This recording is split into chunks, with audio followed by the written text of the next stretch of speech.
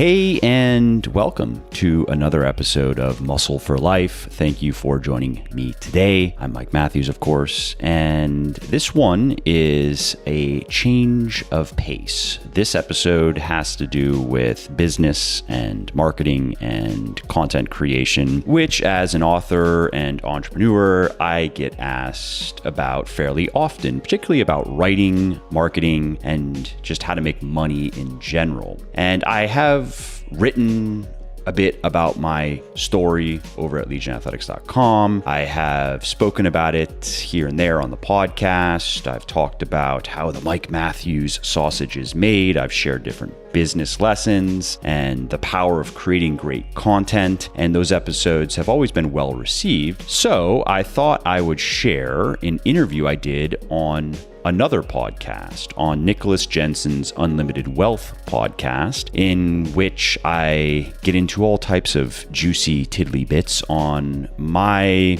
thoughts and my experiences on the art of branding, creating valuable marketing resources, and creating content in particular, which is something I've done a lot of over the years. I've written millions of words in books and articles, and I've recorded, maybe it is millions of words by now on the podcast. And those activities, along with email marketing and social media marketing, have driven a lot of Legion's growth and have also helped Legion create a very unique brand for itself that is quite different than many other sports nutrition companies, a brand that revolves around education and all-inclusive fitness, teaching people and helping people through our coaching service, for example, not just understand which supplements are and aren't worth taking and why, but also what they need to do in the kitchen and the gym to ultimately achieve their fitness goals. And supplementation alone, of course, can't get them there. So at Legion, again, through a lot of the content marketing that I do and my team of people now do over at Legion, we have created a company and a resource that people can go to, again, to learn everything they need to get into the best shape of their life. So if any of that sounds interesting to you and you want to hear my thoughts on why I started Legion, how I started it, on how I've used free marketing resources to generate millions of dollars in sales and grow my following and grow my influence. I also talk about copywriting, which is something that I enjoy and I'm fairly good at by my standards, and I've gotten a lot of results with, and my thoughts on branding, something I also enjoy and like to think I'm at least decent at, along with other things related to entrepreneurship and marketing. I think you're going to like this episode. Also, if you like what I am doing here on the podcast and elsewhere, definitely check out my sports nutrition company, Legion, which, thanks to the support of many people like you, is the leading brand of all natural sports supplements in the world. And we're on top because every ingredient and dose in every product is backed by peer-reviewed scientific research. Every formulation is 100% transparent. There are no proprietary blends, for example. And everything is naturally sweetened and flavored. So that means no artificial sweeteners, no artificial food dyes, which may not be as dangerous as some people would have you believe, but there is good evidence to suggest that having many servings of artificial sweeteners in particular every day for long periods of time may not be the best for your health. So while you don't need pills, powders, and potions to get into great shape, and frankly, most of them are virtually useless, there are natural ingredients that can help you lose fat, build muscle, and get healthy faster, and you will find the best of them in Legion's products. To check out everything we have to offer, including protein powders and protein bars, pre-workout, post-workout supplements, fat burners, multivitamins, joint support, and more, head over to www.buylegion.com, BUYlegion.com, and just to show how much I appreciate my podcast peeps, use the coupon code MFL at checkout and you will save 20% on your entire first order. So again, if you appreciate my work and if you want to see more of it, and if you also want all natural, evidence-based supplements that work, please do consider supporting Legion so I can keep doing what I love, like producing more podcasts like this. Hey, Mike, thanks for joining me on the podcast today. Yeah, thanks for having me. Thanks for being flexible and accommodating my schedule. No worries, man. I'm glad to have this conversation. In case some people in my audience don't know you or know who you are, do you mind just kind of introducing yourself, high level, what you do, and then we'll kind of get into the meat of what I want to talk about. Yeah, so I'm Mike. I'm a Gemini, I think. No, I'm joking.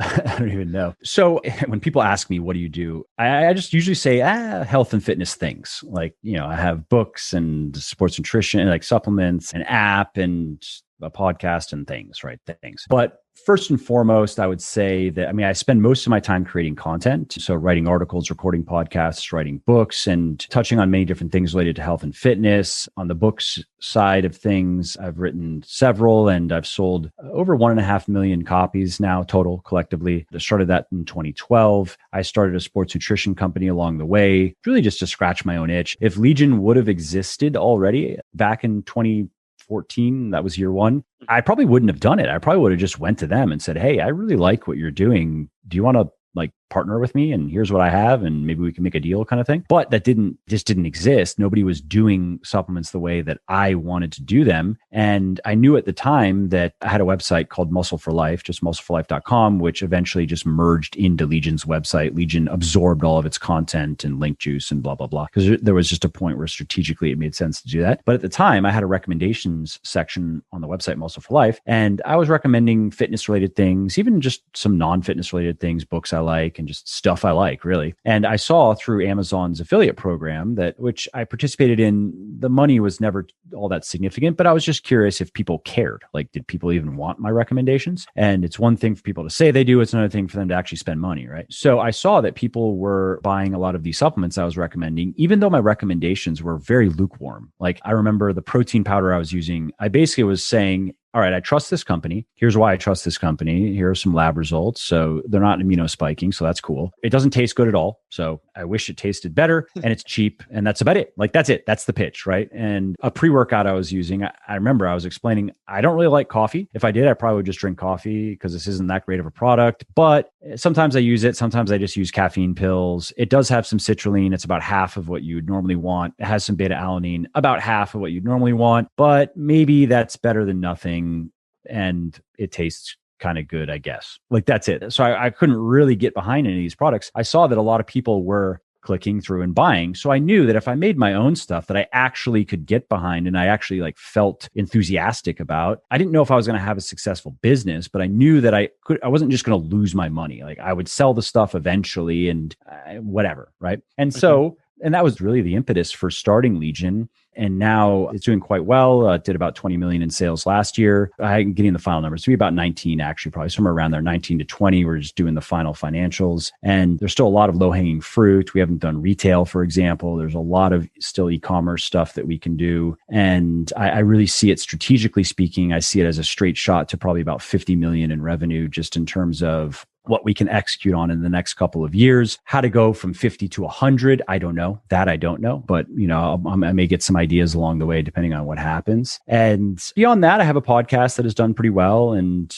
Legion's website, where my articles live, gets about 1 million visits a month, and that's growing. So that's cool. And I know you want to talk about email marketing. I have currently we have about 500,000 people on our email lists and a couple 100,000 website subscribers. And the reason, by the way, I'm not sharing these numbers to brag. I just know if I'm speaking to business owners, then one of my thoughts would be, if I'm a listener, like, all right, who's this guy and why should I care about anything he says? Yeah. Like, has he done anything, or is this all just what he's going to do? You know what I mean? Yeah. So the one thing that, before we started recording, I've been following your stuff for probably 5 years. And one of the things that has really stood out to me about your content is, obviously Legion has grown, right? I was following you back when there was muscleforlife.com and Legion and all that. And I would see the two different companies, pushing out content. And I was always impressed with, one, how much content you push out. You push out a crap ton of content all the time. So from a marketing perspective and a business owner's perspective, are there certain marketing principles that you follow that you're like, hey, if I do X, Y, and Z, I know I'm going to get a result? Did you know that kind of beforehand, or is it just kind of come with trial and error? What are your thoughts around marketing that way? Yeah. So I'd say there are a lot of principles at work. Marketing is something that I've studied a lot. I mean, I've read many books and I've been doing it for some time now. And it's something I truly enjoy. That, like marketing related work and researching and writing, are my favorite work out of all the things that I do. And there are quite a few things related to running a business that I really don't enjoy, honestly, but you just got to do them. However, marketing is something that is just one of those things I just enjoy for its own sake. I find psychology interesting and persuasion interesting. And of course, that then spills over into sales and salesmanship. And I like the creativity that goes into marketing. I really like that there are an infinite number of ways to create a marketing campaign or even write an email. And some are going to be way better than others. And so I like it. It's a fun game. The type of work I don't like is the stuff that's more rote or formulaic, where there isn't much room for creativity. For example, you just kind of like pull the levers and push the buttons and you move on with your life. And you put the numbers in the spreadsheet and you get the numbers and you do the next thing. So I would say, there's certainly a lot at work. And I think a good answer for that, though, is going back to the beginning. So it started with this book, Bigger, Leaner, Stronger, which I wrote and self-published. I didn't have any following. I didn't have a website. I didn't have access to any platform at all. No gatekeepers liked what I was going to do and promote it. I just wrote the book, put it on Amazon, and I had no idea if anyone was going to care, right? I thought there's like a 50-50 chance between 0 copies sold and like not 0 copies sold. And that's basically it, right? And it sold like 20 copies in the first month. And I thought that was cool. I was actually excited. I was like, 20 people bought my book and it was for 99 cents. And it was, whatever, who cares? I just wanted to see if anybody would even read it. By the end of 2012, it was selling several thousand copies per month. And maybe it was $2.99 at that time, or maybe $4.99 or something, whatever. And I was getting emails from people who liked it and had questions. I was getting reviews, a lot of good reviews, some negative reviews as well that were actually useful, though, where people pointed out legitimate problems and things that could be improved. And so I saw an opportunity there to continue writing books and to get more meaningfully involved in the fitness industry, which wasn't my plan initially. I actually wanted to write fiction more than I wanted to write fitness. And I wanted to build a publishing company more than I wanted to build a fitness company. But I saw the opportunity and I figured that while there are many things I don't like about the fitness industry, and I mean, just start with, it's unhealthy to be too obsessed with your body. It just is. Like, just, right. I mean, start there, right? And this is something that I have to remind myself of, right? I mean, I put a lot of time into my body and looking a certain way, and that's fine. But if that gets out of control, it kind of warps your personality, right? And so that doesn't resonate with me. Really, it doesn't. Of course, I do what I do partially because of vanity. All of us, anybody who works out who says otherwise is lying. But I'm not so obsessed with myself and my body that I'm naturally drawn to like, oh, I just want to sit in the mirror and flex for like 2 hours straight every day. It's just not really my personality. But I was like, okay, if I can get into the fitness space and do it in a way that is meaningful to me, and that means like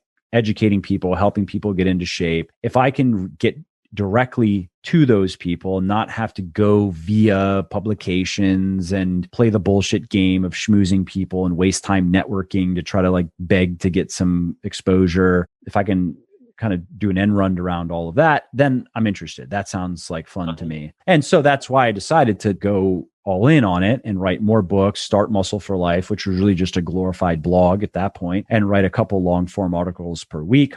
Eventually started the podcast. And so my point with saying all that is my focus from the beginning has been content marketing, inbound marketing. And I would say, though, what's funny is I've done well at that game, but as far as building a business goes, that is not a very efficient way to produce numbers. Like if we're just looking at it in terms of revenue, a much faster and more effective way to build a big top line, and bottom line depends on what you're doing and if you have investors or you're just burning cash, what you're doing. But regardless, I would say it's in branding and advertising, which can be complete bullshit, right? So you can make shit products and you can make no content, you can help nobody. But if you are either working with some real top flight branders, or if you just really understand the power of branding, and there's a lot that goes into branding. It's not just how the products look, but it's the whole package. If you're very good at that and you're very good at advertising, you can produce extraordinary results very quickly. And if you can prove yourself online, if you can prove that your idea has legs, you can then leverage that fairly quickly into retail, if that fits the whatever we're talking about here. For example, Legion has gotten as far as it has gotten with no retail whatsoever. Now, that's a mistake. I should have gotten into retail a long time ago. We're doing it now, and it's fine. It's just normally you would not wait for your e-commerce brand to get to a decent 8-figure revenue target before you get into a single store. Right. And so anyways, the reason I say that is it's just kind of funny to look now back at, again, I feel like I built a couple of businesses the hard way, so to speak. However, it worked, but it also, there's a big advantage in that what we have now, and it's not just me, I can't take all the credit.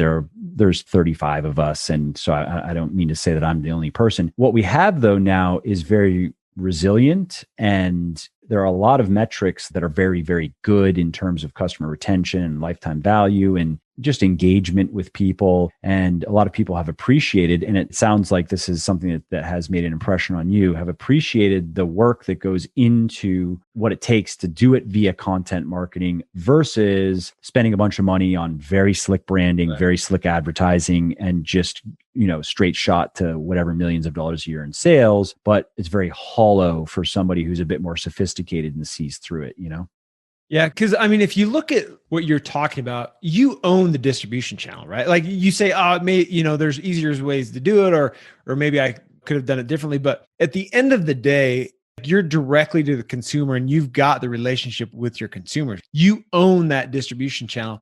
That's the power of email marketing in particular, just to emphasize that it is not dead, no matter what anybody says. We make millions and millions of dollars a year from just emails.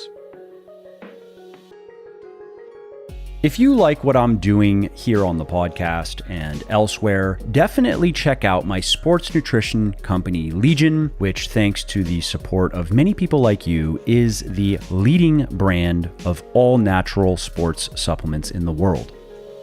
So when you look at creating content, are there certain things that you're like, hey, we're going to put out this many, long form letters a week, this many podcasts? Are you cross utilizing a lot of that information? Like, help me understand kind of your big picture strategy. If somebody, let's just say he's a one-man band, I don't know, he's selling skateboards or whatever it is he wants to sell, right? Supplements. And he's sitting in his office. He's like, okay, I'm going to do this via content marketing. What's kind of a big strategy picture that you could say to him, hey, do X, Y, and Z on a weekly basis. Yep. And it's going to get some legs. Like, just understand it's going to get legs. Because I think oftentimes what people run into from a frustration standpoint is, and this has to do with social media, right? Like, I made the post, where's the money? Yeah. You're trying to do something and you got 2 likes, and the dude down the street has got 20,000 likes. And that dude's a bozo. Like he's selling snake oil, which is a compliment to you with Legion. The one thing that's interesting is you're creating a premium product with quote unquote premium pricing, if we're just being completely honest, against a lot of other supplements, which may or may not be good, but the general public doesn't know that. Like they don't know. They're looking at, hey, why would I pay $5 or $7 more for this thing versus this other thing? Like they don't have any idea. Do you know what I mean? So totally. From your perspective, what are the marketing strategies or advice that you'd give somebody to say, hey, do these things, you'll create that relationship, you'll get legs, just give it some time? Totally. Yeah. So as far as content marketing goes, just to answer your first question. So yeah, there are pretty robust systems in place. And again, it's not just me. I have a team of people who help. And so for example, over on the blog, I believe right now we have me going up once a week or once every other week. And then there are articles going up from other people under their names, right? So I have a team of people. It's not just me. And the reason why my frequency isn't as high as it used to be is I just I only can spin so many plates, and I still want to maintain a presence on the blog. I also do like the work, but strategically speaking, it's not as important now that when I have other people who are capable of producing great content, well-written, well-researched, and I was able to delegate some of that, but I didn't want to walk away from the blog because I mean, there's a little bit of maybe emotionality in it, and that I enjoy it. But there is something to be said, though, that I still am there doing it, and I haven't just walked away from it because I don't have to do that anymore. You know what I mean? I don't want to write articles anymore. Well, actually, I kind of do, because I'm able to also then, to your point of repurposing. So what I can do with those articles is turn them into podcasts. I don't read them word for word per se, but I'll go through them and go through the information, because many people would prefer to listen to me. It's almost like an audiobook experience versus reading it, right? And what my podcast is, I'm pretty happy with its performance, given that it's just a thing I do. I don't give it more than probably 6 hours per week at most.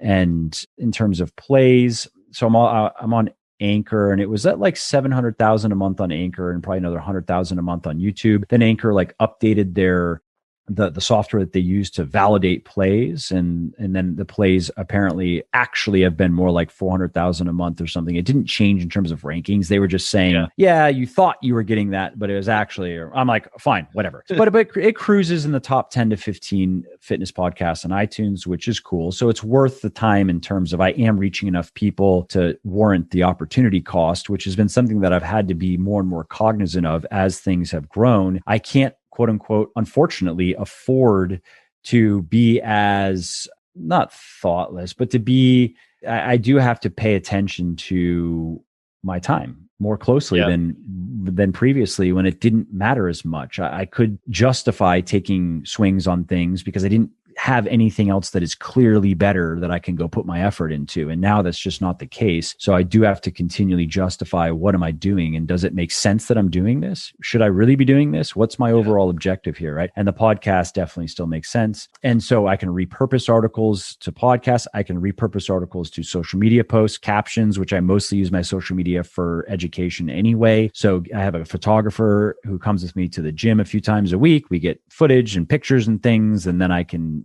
spin together some social media stuff that way. And I also repurpose some of those articles into emails. So I'm getting a lot out of that work. And that also flows in other ways too, where something might start as an email and then turn into a social media post or turn into an article. Something might start as a podcast, like Q&A, for example, where I get asked an interesting question and I'm like, I'll tackle that on the podcast. And then though, I'll take the outline that I've put together, or that somebody who works with me has helped put together for whatever it is that I'm going to say, and then turn that into an email or pass it off to the content team to turn it into an article. And that's something that I am always looking for more efficiencies and more output from my input, not because I am afraid of work, not at all. But the thing with work is, right, there's this quantitative aspect of I can only exert so much effort. Like that's it. And I can only be so focused, and there's a little bit of qualitative there. So let's say it's high quality work. I'm focused on it. Maybe it's even deep work, to use Cal Newport's term. I can only do so much of that, right? So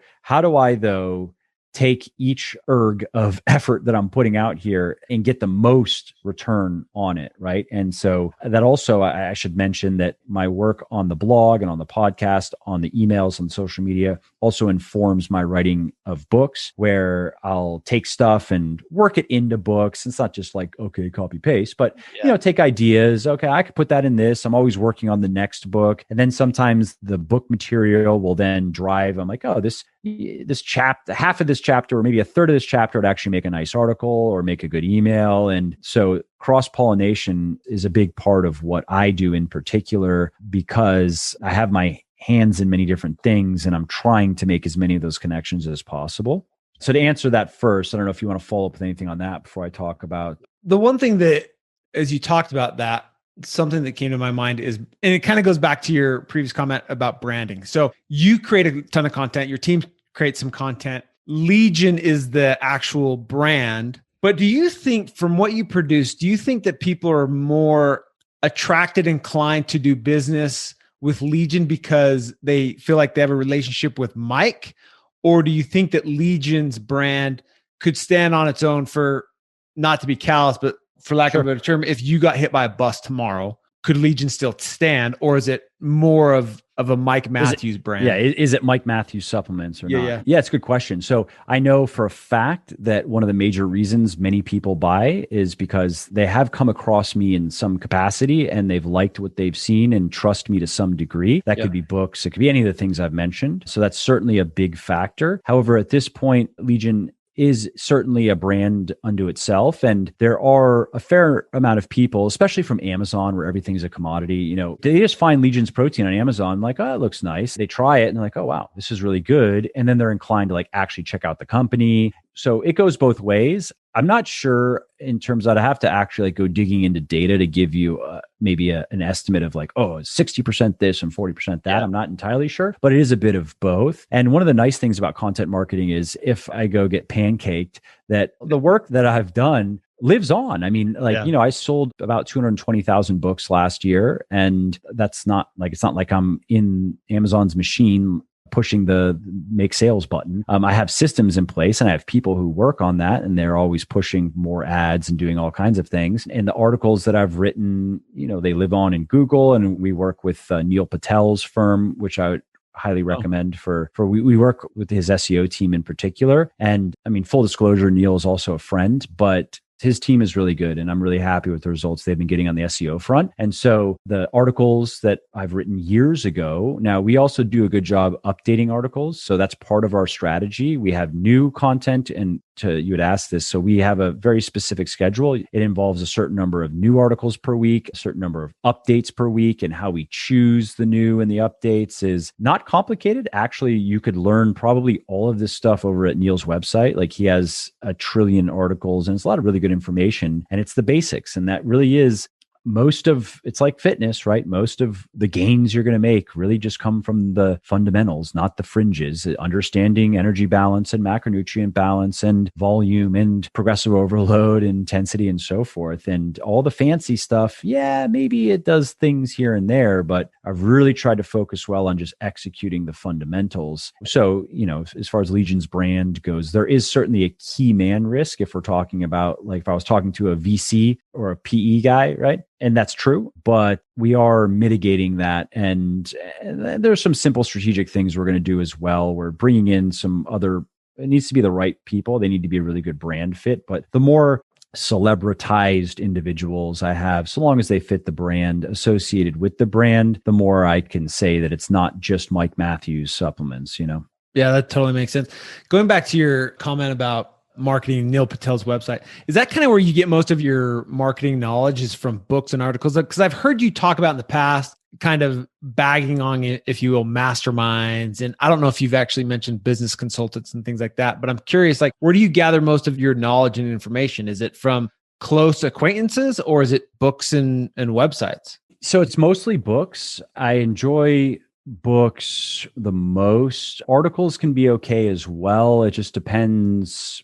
They're hit and miss. And so with books, how I actually go about it, I mean, I won't go into, I've recorded a podcast actually on the whole system that I have for choosing books and whatever, but something that I think is just a quick tip that has served me well, and particularly with business books, self-help books, which I really don't read much of anymore. Just too many ideas where it's just the same thing. It's like incest. And I'm like, I've heard this many times before, but marketing books, et cetera, is if I first find a book summary, so I check like Blinkist, InstaRead, Get Abstract, short form, there are one or two others, and I'll read the summary first. And if I haven't made any highlights, and if the summary doesn't have me wanting to read the book, I don't read the book. Even if I'm still enticed to read the book, because, there might be one good idea in there, there's an opportunity cost. We're only going to be able to read so many books in our lifetime, period. And so I don't want to make it more serious than it needs to be. But the fact is, if you waste time reading a book that like gives you maybe a few halfway decent ideas, when you could have been reading something that is really the book that, it's going to give you, especially if you're an entrepreneur and you have a going concern, there is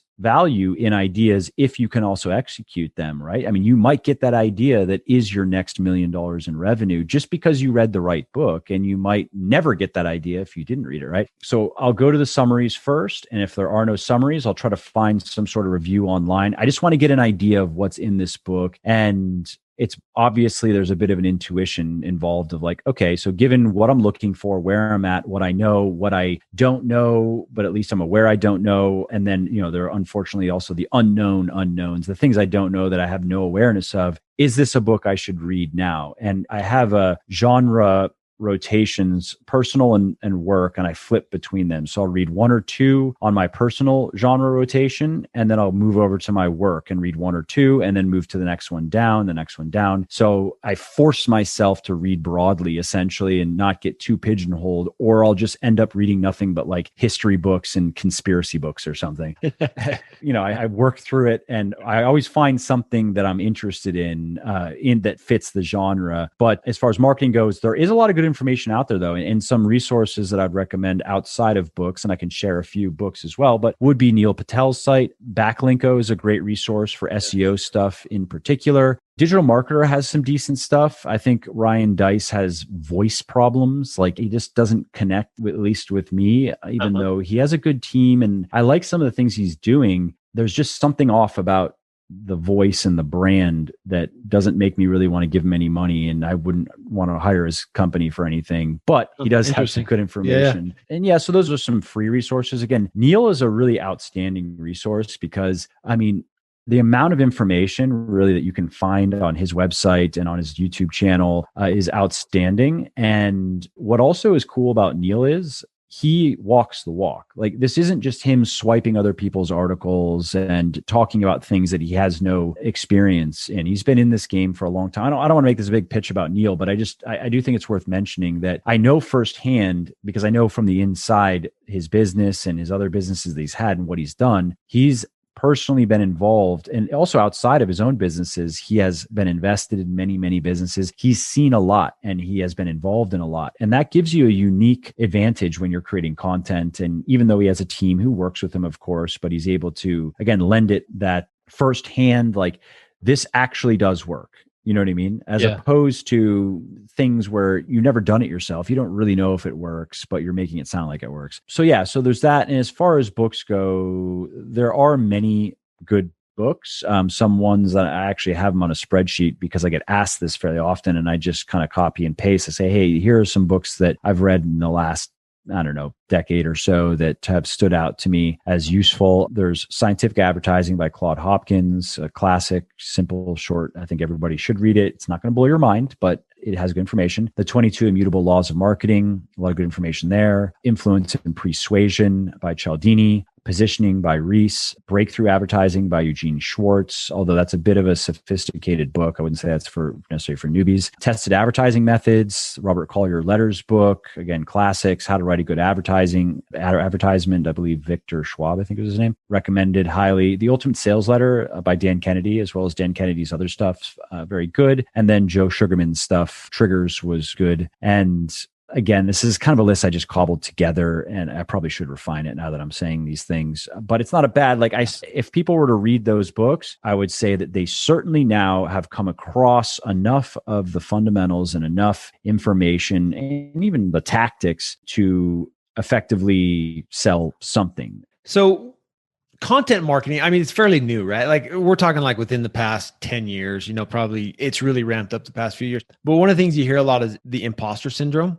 Just being a little hesitant, even though if you internally know that you really know your stuff, just being hesitant to throw it out there, just waiting for somebody to come after you. Do you suffer from that at all? Or or do you currently? Not much. And I would say, though, maybe there's a bit of my personality, not that I'm an egomaniac, but I'm not a very fearful person about anything. Maybe even to a fault, honestly. And so that's not entirely, I don't worry. I'm not a worrier. I'm very detail oriented, certainly to a fault, and maybe even a bit paranoid in terms of, but I would argue that it's a bit good, though, actually. Yeah. The founder of Intel, I think it was former CEO, he has a book, Only the Paranoid Survive, I believe it's called.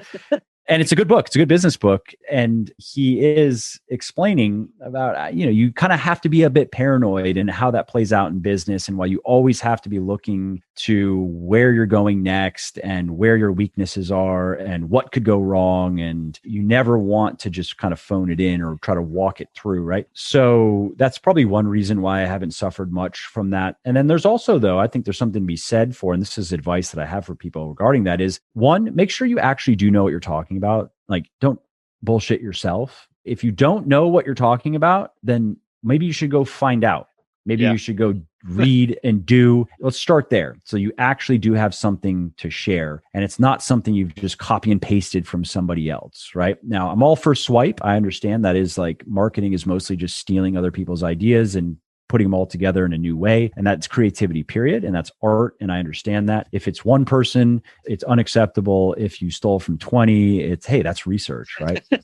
That's the difference between plagiarism and researching, right? Yeah. So I get that. And I do that all the time. I'll come across random things in other industries where I'm like, oh, that's clever. I'm going to do a fitness spin on that. No shame. Yeah. But so there's that point of actually understanding, making sure you do know what you're talking about. And you do have something to share. And then what I try to do, and I think I've done a good job, is sticking to the things I know and being willing to say, I don't know. If I don't know, then I'm not going to pretend like I know. And that also has helped me not have to deal much with imposter syndrome. Although I can relate to it, where sometimes I will be talking about something where I'm like, it's not that I don't, quote unquote, just don't know what I'm talking about, but I question, how much do I really know? It almost, you get into like this Kantian spiral of, what do I really know? Yeah. But no, like if I had to make a bet, like how much money am I willing to bet that I'm right on this? But then there's also just weighing, where if I have a certain standard, I guess I'm shooting for in terms of certainty, and also what are the stakes, right? If this is a low stakes thing, then I'm not actually concerned. I'll share an opinion, and maybe I'll even preface it with, I'm not too sure about this. This is my opinion. But if it's a higher stakes thing, like for example, if it's involving other people's health, let's say it's a supplement recommendation, no, I'm going to want to be really certain that I know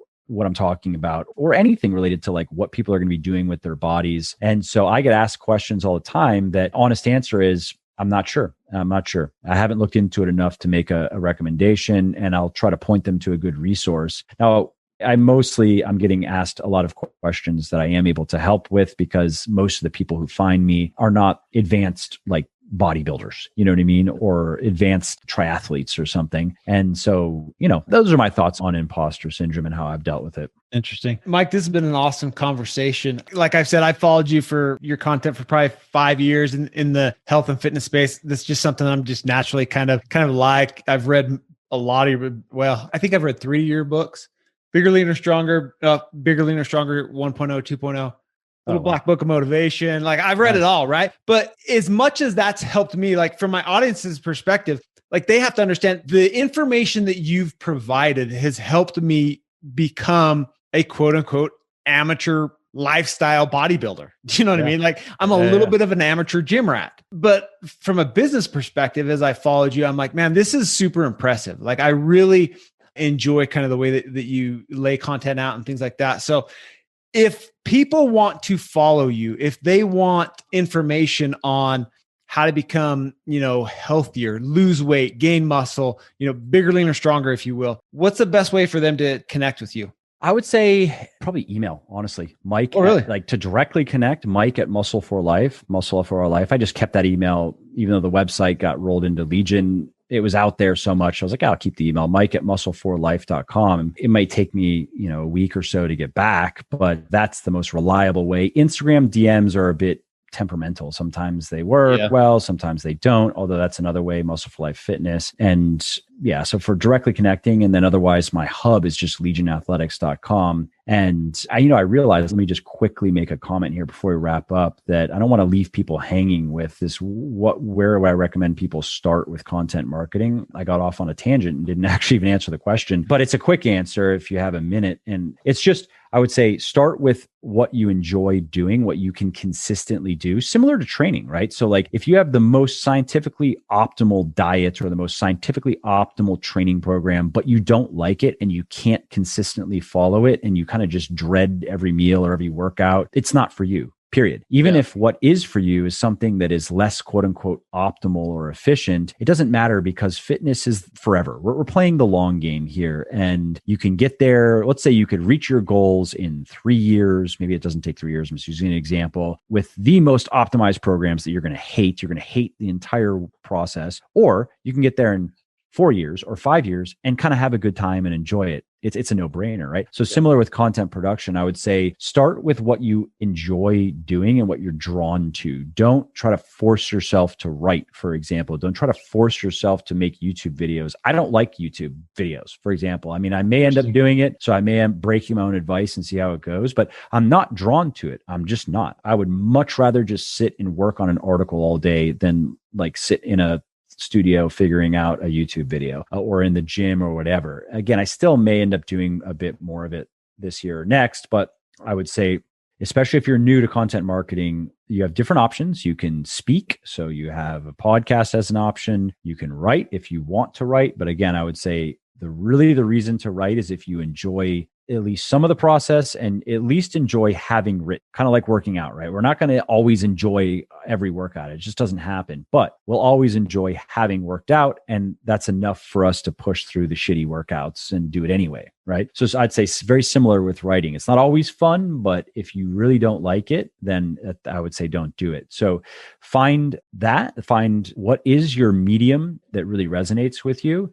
And then also, I'd say there's some work to be done on making sure that you have something that is either educational or entertaining, or, I mean, those are really the two main things, right? You can educate people or you can entertain. I feel like there might be a common third. It's just not coming to me, but you need to make sure that one, you can actually do that. And two, that there's going to be something at least a little bit different about your content versus somebody else's. And that may just be your personality, and that's great. Or in fitness, that may be your physique, and that's great too. So that is just something also to keep in mind in terms of choosing maybe the highest probability path to content creation success. And there is a bit of self-awareness that and like the opposite of magical thinking that is involved in that, where instead of just like envisioning yourself as this YouTube superstar, right? And that just sounds so cool, and I have all these subscribers. But then if objectively speaking, let's say this person is not good looking, doesn't have, let's say it's fitness, right? Not good looking, doesn't have a good physique really. And that's it, right? Then YouTube is probably not going to work. Yeah. And that's not to knock, not to say like, oh, because I think I'm good looking. I don't even know what my YouTube subscribers are. I don't even pay attention to it. So I don't know. Maybe I'm not good enough for YouTube, but I'm just making a point there, right? That again, it's looking at what resources do you have individually and what are you drawn to, and how do you kind of use a bit of the alchemy of marketing to make that work. But you do have to have some of that recipe there. It can't be forced. And I see a lot of that, a lot of forced stuff, and a lot of also just laziness of just like literally copy and pasting other people's Instagram captions or emails or articles. Like, come on, that's not sustainable. That is such short-termism. If we're talking about really building a long-term brand and a real business, right? You have to have something unique or something interesting to say. And to just quickly comment on emails that I write, and I write all of those, and I don't know if I'll ever be, maybe there's someone out there, there are probably copywriters out there who could really kind of get my voice, but it is a bit different, certainly, than like some people are confused, right? Because they're like, wait a minute, this is a supplement company, and what does he just say? Like, what did he say? What is this? This is the wildest. I've had people reply like, this is the strangest, but also most compelling marketing email I've ever read. I don't know what to think. We didn't really get into that in the episode, but I'm the same way. Like, I'll get your emails and I'll just kind of be scanned through it. And then I'm like, wait, hold on. Like, what did he just say? And it's just like this random, crazy, high vocabulary, like phrase. And I'm processing it. I'm like, that is so not standard marketing material, but it freaking works. It's great. It's entertaining, but it's crazy. And to that point, and that is the reason why I do it. I mean, honestly, I have a lot of fun with those because I like creative. I really, in my next life, I will write fiction, and I'm drawn to, I like creative activities, and I like the creative writing. So I like getting into a kind of like a wacky frame of mind and just coming up with, but also tying it into some basic there is a little bit of method to the madness, obviously, and I'm not completely off the wall. Although sometimes I get myself in trouble and I say things that tick some people off. I've gotten better with that, though. My judgment's gotten better. But to that point, that is, though, intentional in that I'm trying to cultivate a personality. And it is my personality I'm not as maybe articulate and I'm not as clever on the fly sitting here on a podcast as, when I've like written 3 drafts of an email or something, but there is a bit of me in there. And I know objectively, and this is not to talk myself up, I know that there are a lot of people who find it funny and they find it interesting. There are a lot of people who don't, and that's fine. You can't please everyone, right. But that's why I take the time to do that, where I see that as, from a brand perspective, a strength. And again, looking at myself, what am I good at? What am I not good at? What characteristics do I have that I can leverage to be more successful, we're talking about in business? And what stuff should I stay away from? Because it's really just not me. I'm just not like, it would be totally fake and I wouldn't really be good at it, or it just doesn't jive with my personality. And so that's one of the things that I've kind of isolated is I see a lot of engagement with when I show a bit of my personality and have a bit of fun with, it's not just emails, it's on social media as well. And really that comes, of course, because I'm also a consumer of content and a consumer of things to some degree. I'm not a huge consumer of things, but I know firsthand, like, okay, when I know what it's like when you get that, when you find someone where you're like, this person, I just like the way they think. I like what the things they say, and you look forward to opening their emails. Another good example of that for people, if they want to get an idea, I don't think in my opinion, he thinks he's better than he is at it, but he's good at it. And his name is Ben Settle. So if you go to bensettle.com, get on his email list and you'll see what I mean. It's very similar. He emails every day and he has a little publishing business that does well. I'm sure he does like 7 figures in revenue and it's probably all profit. So he has a nice lifestyle business and he has a bit of a personality. And he's a bit crude for my tastes, and I would do things a little bit differently. But hey, he can prove it with real numbers, real results. And it is very much about cultivating a real relationship with your subscribers and showing your personality and not trying to just sound like, a faceless corporation that has been completely sterilized of anything that might rub someone the wrong way, no matter how, extreme they are, no matter how many colors their hair are, whatever, so. Mike, this has been great, man. I appreciate your time. Again, if you guys want to connect with Mike from a health and fitness perspective, absolutely. I don't think there's anybody better out there. And I've searched and I actually follow quite a few people. So connect with him at mike@muscleforlife.com. You can also find him on Instagram. He's got tons of, I guess they're not selfies, right? They're the now I've upgraded. Yeah. I actually just got sick of the selfies. I can't take another selfie. I just don't want to do it. So that's awesome. Now I have better shots. Awesome. Well, thanks again, Mike, for your time. We really appreciate it. Everybody, thanks for your time. Thanks for listening. We will see you next time. And until then, go out there and create the wealth and the lifestyle you deserve. See ya.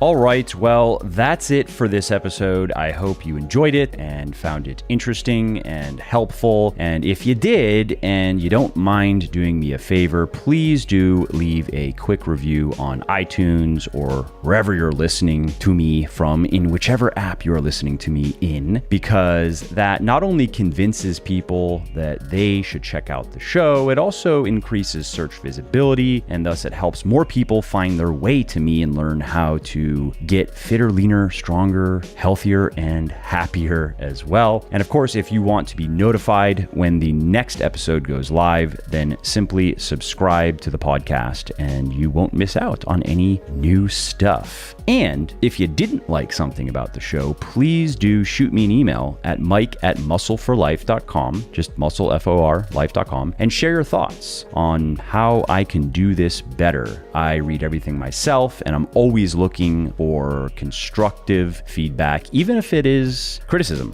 I'm open to it. And of course, you can email me if you have positive feedback as well, or if you have questions really relating to anything that you think I could help you with, definitely send me an email. That is the best way to get a hold of me, mike@muscleforlife.com. And that's it. Thanks again for listening to this episode, and I hope to hear from you soon.